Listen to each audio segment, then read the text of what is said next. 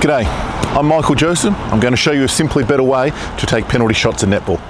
Now, we're all familiar with the situation whereby mid-court player passes the ball to us. We then pivot on the rear of our foot and make the shot.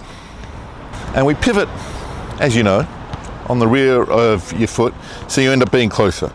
So to take an example, if I get the chalk out here so you can mark it, if you catch the ball there, if you pivot on the rear of your foot, you know, you end up being a whole lot further forward. Same principle can be applied to penalty shots. So we are familiar, of course, when the brutal, nasty, evil goal defence goalkeeper infringes, that we're familiar with the idea that we take our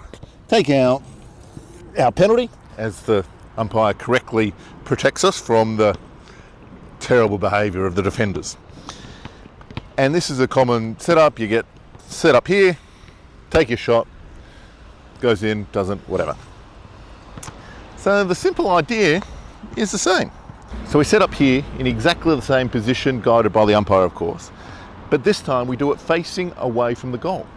And by facing away from the goal, it means we can then pivot on our heel and sneak forward about a foot.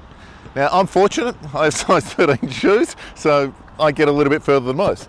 But it means that instead of shooting the ball from further back, we've managed to get forward, you know, in my case, almost a foot, but depending on the size of your feet, you might be able to get a little bit less.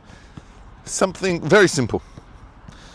And that is to take the penalty shot, line up initially with the guidance of the umpire, facing away from the basket. Pivot. And then in addition, you can then further step forward, because of course that's where your pivot foot is,